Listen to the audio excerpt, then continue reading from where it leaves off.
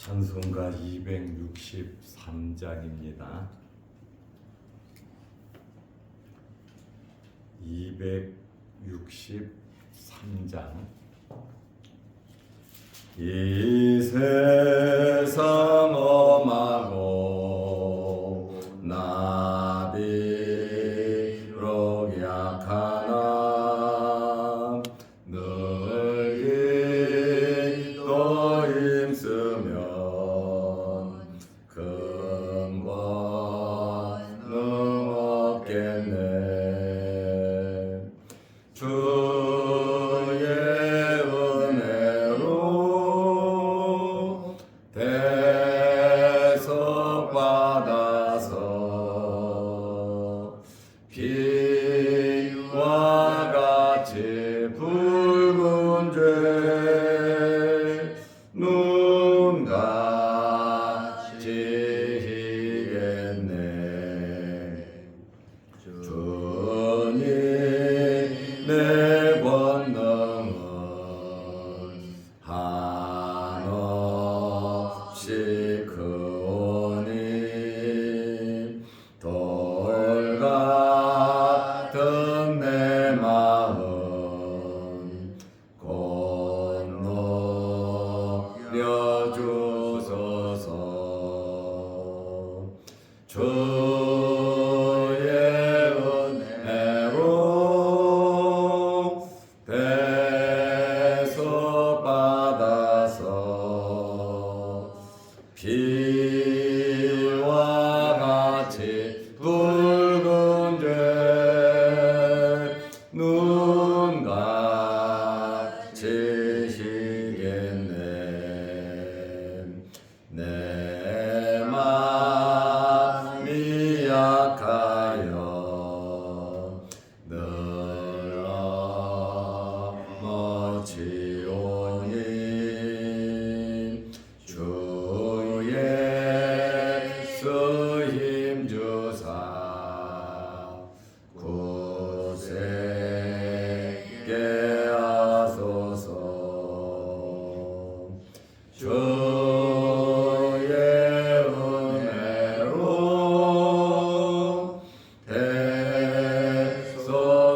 대속받아서 피와 같이 붉은 죄 눈같이 희겠네. 죄사함 받은 후 새 사람 되어서 주 앞에 서는 날 늘 찬송하겠네.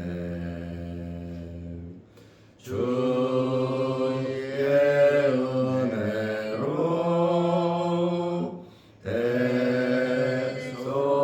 대속받아서 피와 같이 붉은 죄 눈같이 희겠네. 아멘. 사도신경으로 신앙을 고백하겠습니다.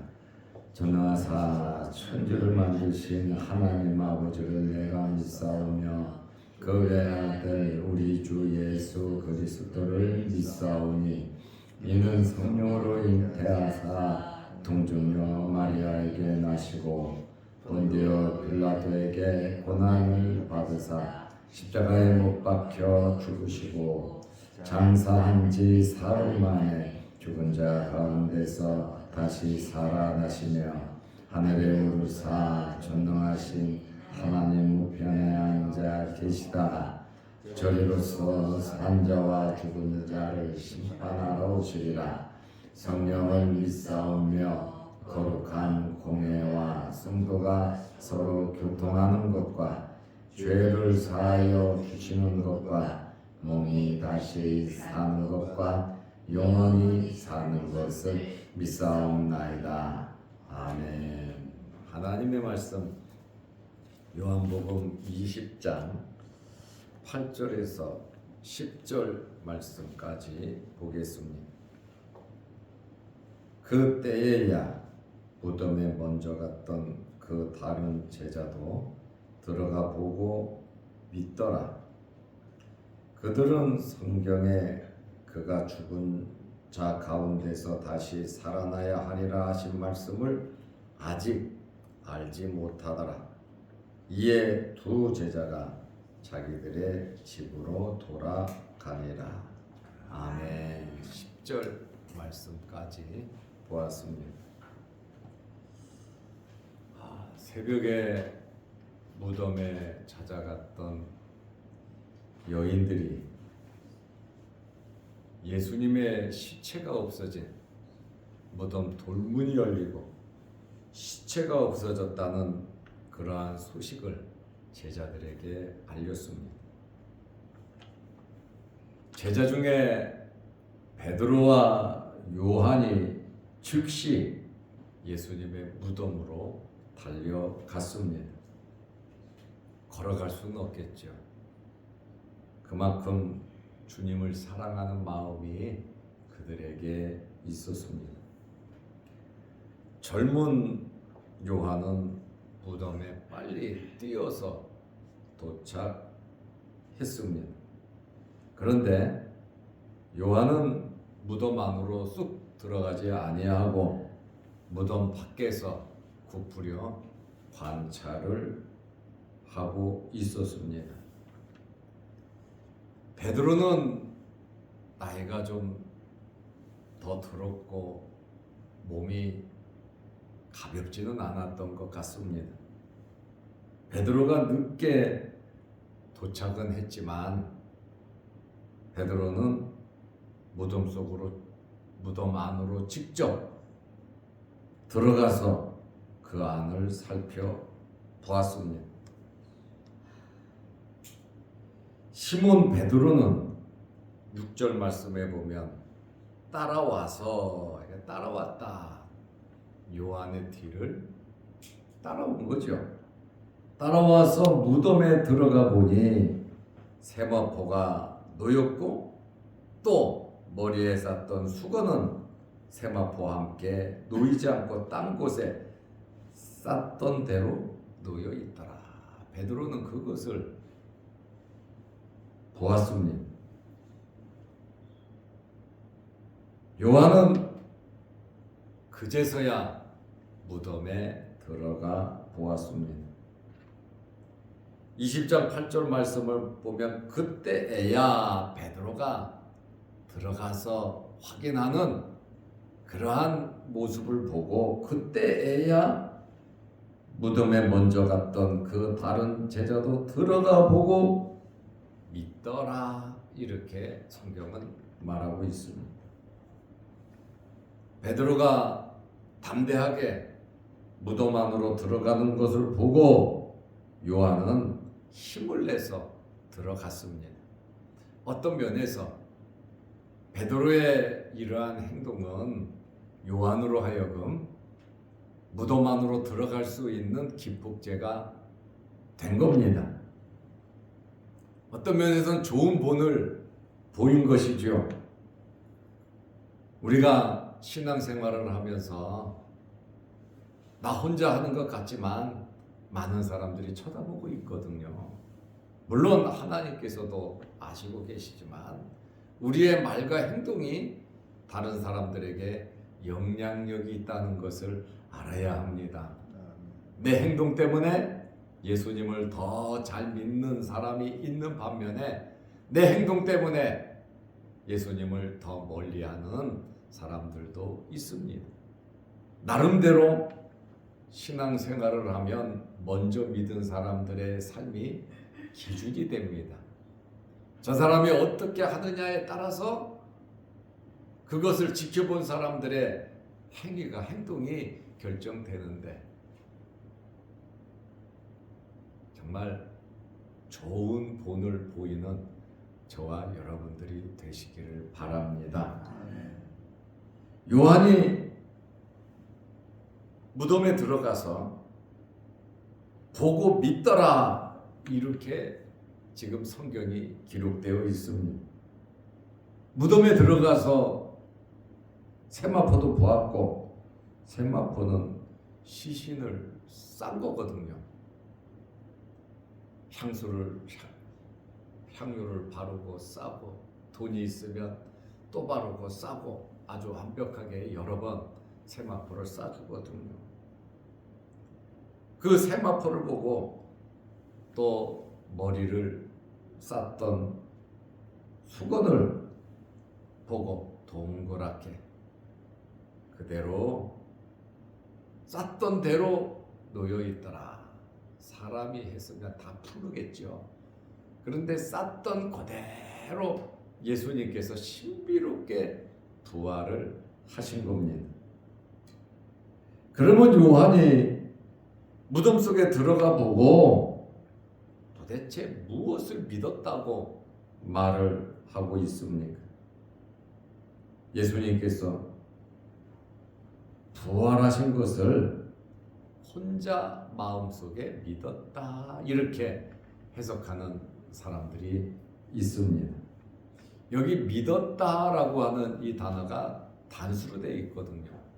혼자 믿었다, 이렇게 해석을 하는 사람이 있고, 또 믿었다라고 하는 이 말이 여인들이 와서 무덤에 예수님의 시신이 없다, 그 얘기를 듣고 달려왔잖아요.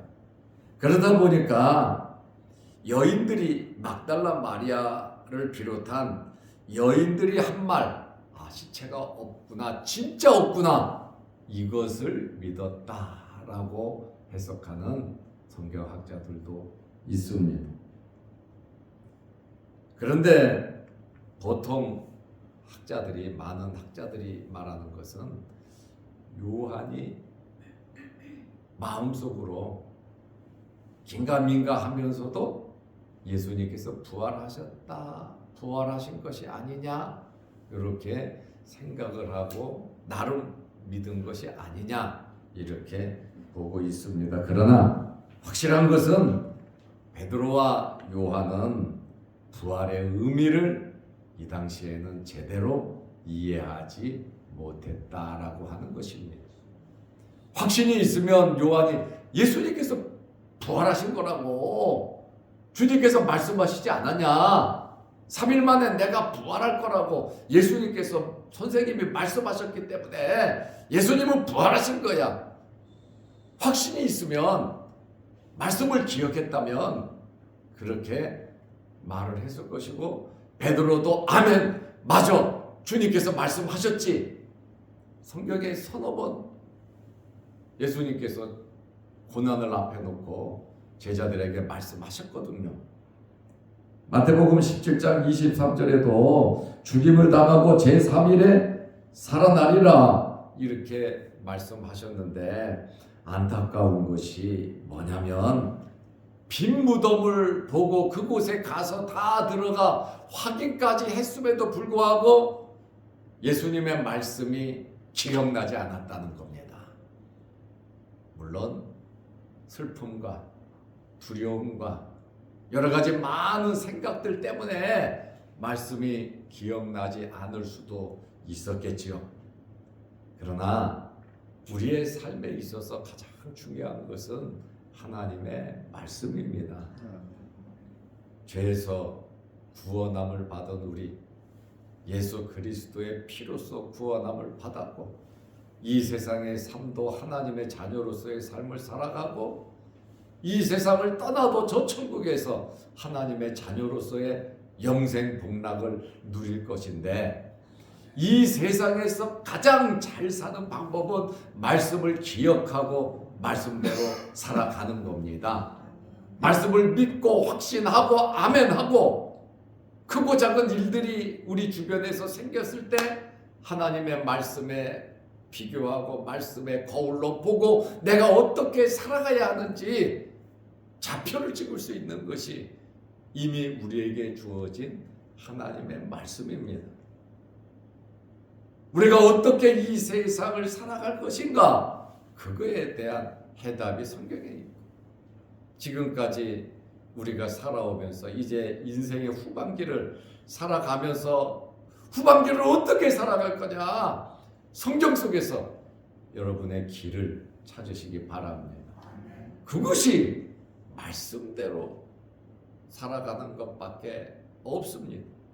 말씀을 기억하고 말씀을 믿었다면 무덤까지 달려가지 않아도 예수님께서 부활하신 거야, 자신 있게 이렇게 말할 수 있는 앞장선 성도들이 되시기를 바랍니다. 이렇게 우리가 말씀을 붙잡고 덕스럽게 은혜스럽게 주변 사람들에게 정말 내가 믿는 이 하나님, 내가 믿는 이 말씀을 깨달을 수 있도록 안내해주는 위치에 서야 되지 않겠습니까? 들어도 모르고 봐도 모르고 그저 매일 어린아이처럼 신앙생활 한다면 베드로와 요한, 무덤에 갔던 여인들처럼 실망하고 낭망할 겁니다. 이들은 예수님의 부활을 제대로 이해하지 못했습니다. 요한복음 20장 9절에 보면 그들은 성경에 예수님의 말씀을 기억 못한 것도 있지만 성경에 그가 죽은 자 가운데서 다시 살아나야 하리라 하신 말씀을 아직 알지 못하더라. 부활에 대해서 알지 못했다는 거예요. 그런데 사도행전에 들어가면 부활하신 주님을 만나고 나서 예수님께서 승천하신 다음에 제자를 뽑고 그들이 가는 곳마다 예수님의 부활을 증거했거든요. 왜냐하면 우리 신앙의 핵심이 부활 아닙니까? 그렇다 보니까 그 엄청난 놀라운 사건이 있었지만 그 당시에는 이해를 하지 못했다, 알지 못했다 이렇게 말하잖아요. 우리도 말씀을 알지 못하고 이해하지 못하면 이 당시 제자들과 똑같이 살아요. 그러니 영적인 무감각한 상태에서 우리가 살아갈 때 나도 그렇지만 나를 보는 사람들도 얼마나 답답하겠습니까?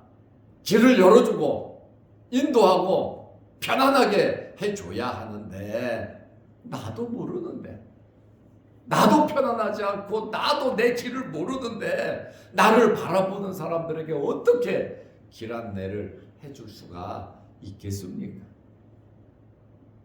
최소한 베드로와 요한은 이러면 안 되잖아요. 주님 돌아가실 때. 그러니까 도망갈 수밖에 없는. 왜? 말씀을 모르니까. 그리고 주님께 생명 걸만한 헌신의 마음이 없었다는 거죠. 마음에는, 내 속으로는 기도하기는, 내가 결심하기는 살아나 주나 나는 주의 것이고 나는 주의 말씀대로 살고 나 평생 정말 하나님의 영광을 위해서 산다고 말은 하지만 실제 삶의 현실에 딱 부닥쳐 보면 그것은 온데간데 없고 세상적인 것으로, 내 이익적인 것으로, 내 쾌락적인 것으로 결정하며 살아갈 때가 얼마나 많은지 모릅니다. 어제도 말씀드렸지만 솔로몬이 1,000번째 드리고 성전 짓고 얼마나 뜨겁게 기도하고 감사하고 예물 드리고 성령에 충만했습니까?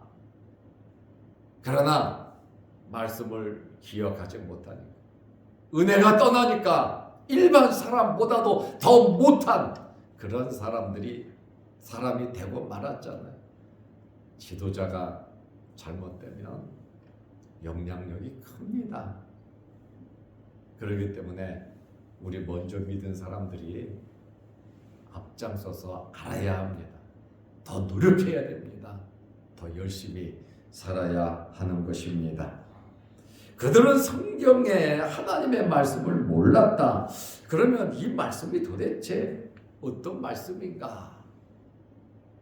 시편 16편 10절이라고 말을 하고 있습니다. 시편 16편 10절에 보면 주께서 내 영혼을 수월에 버리지 아니하시며 주의 거룩한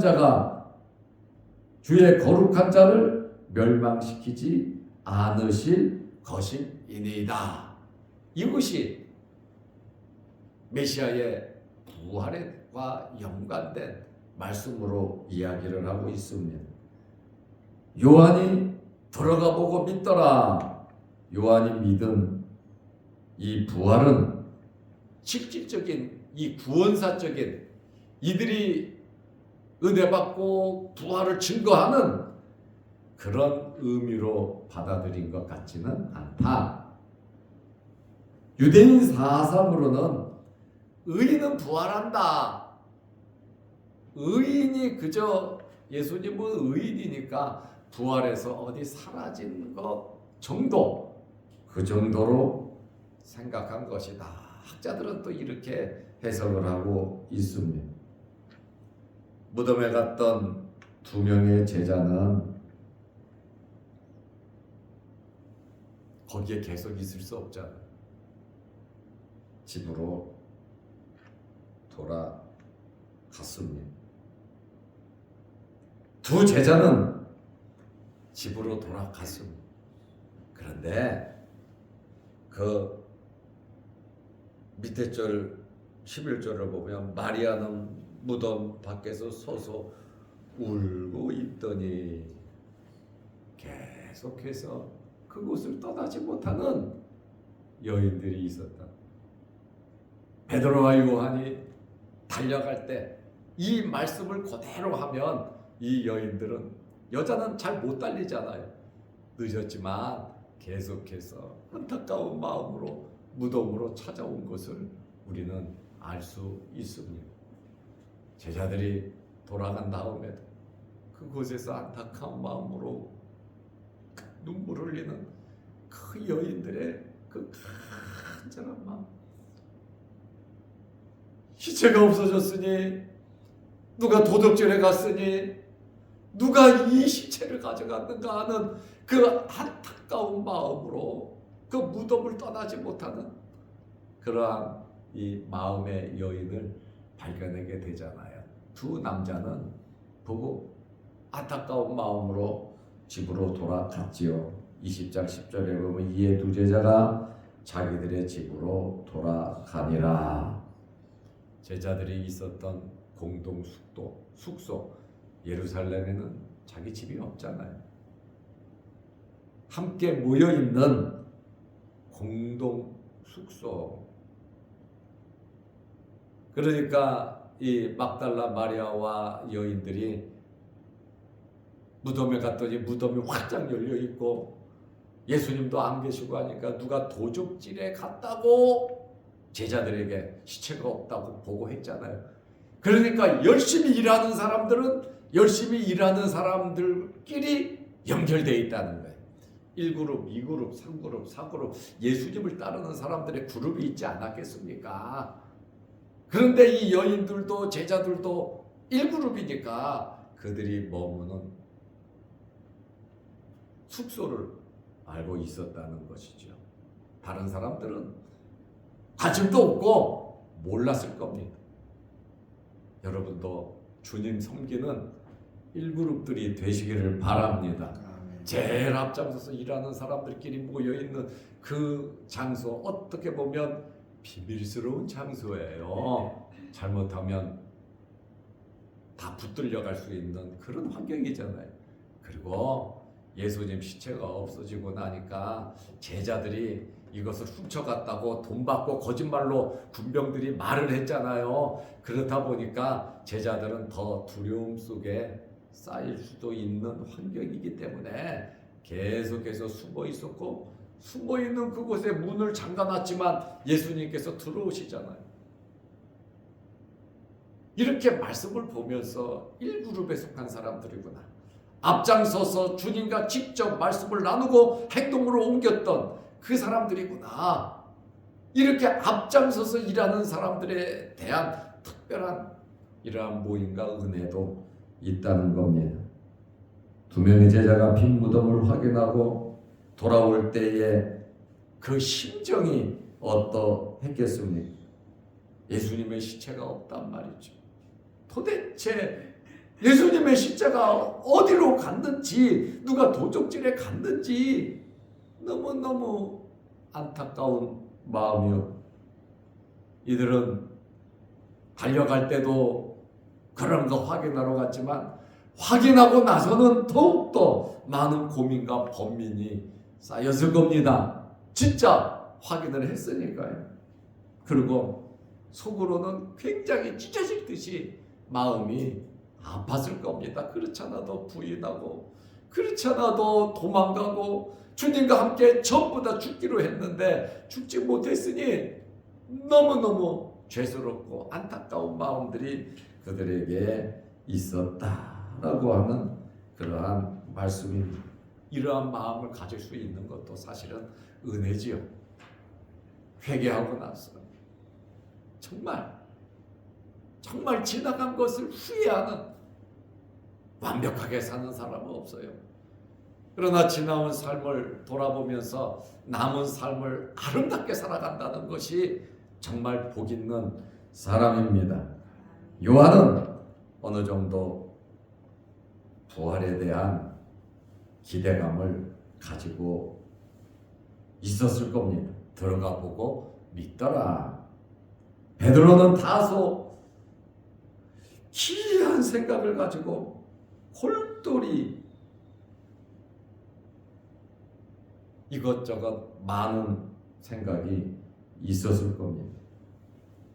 오늘 무덤에 간 두 제자들의 이러한 모습들을 보면서 우리의 삶의 현실에서 많은 제자가 있지만, 11명의 제자가 있지만 두 사람이 달려갔다가 먼저 간 요한은 무덤 안에 들어가 보지도 못하고, 늦게 온 베드로가 무덤 안으로 들어가니까 그거 보고 요한은 들어가서 확인을 해요. 이제 주님이 없으니, 확인했으니 두 제자는 돌아갔지만 부활의 소식, 시체가 없어진 소식을 알리고 제자들이 열심히 뛰어갈 때 여인들이 더 따라와가지고 그 무덤을 지키고 있는 그 모습을 보면서 나는 어떤 위치에 서서 살아가야 하겠는가? 나는 크고 작은 일이 있을 때 어떤 결정을 해야 되겠는가? 정말 좋은 결정, 은혜로운 결정, 하나님께 영광이 되고 주님이 기뻐하시고 사람들에게 유익이 되고 덕이 되는 그런 결정들이 있으시기를 바랍니다. 기도하겠습니다. 하나님 아버지, 어제는 거룩한 주일을 잘 지내게 하시고 하나님께 예배드리며 성도의 교제가 있게 하심을 감사합니다. 나그네로서 우리 잠시 이 세상 살지만 하나님께 예배드리는 일이 가장 중요함을 알고 주님을 섬기고 또한 서로 섬기면서 서로에게 좋은 본이 되고 유익을 주고 섬길 수 있는 저희들 되게 하옵소서. 오늘부터 한 주간 동안 세상에 나가 살 때 하나님 힘 주시고 능력 주시고 주님의 말씀 붙잡고 주님을 나타내는 아름다운 삶을 살아가게 하옵소서. 또한 영상을 보며 함께 말씀의 은혜 나누는 성도들에게도 함께 하옵소서. 하나님, 육신의 질병으로 어려움을 당하는 성도들 있습니다. 아픈 신체 부위마다 십자가에 흘리신 보혈로 어루만지시고 깨끗하게 씻겨 주옵소서. 성령의 뜨거운 불로 치료하여 주옵소서.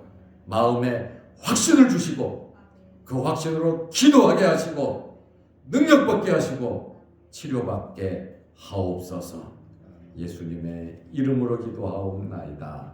아멘. 하늘에 계신 우리 아버지여, 이름이 거룩히 여김을 받으시오며 나라의 마옵시며 뜻이 하늘에서 이룬 것 같이 땅에서도 이루어지이다. 오늘날 우리에게 일용할 양식을 주옵시고 우리가 우리에게 죄 지은 자를 사하여 준 것 같이 우리 죄를 사하여 주옵시고 우리를 시험에 들게 하지 마옵시고 다만 악에서 구하옵소서. 대개 나라와 권세와 영광이 아버지께 영원히 있사옵나이다. 아멘. 자유롭게 기도하시기 바랍니다.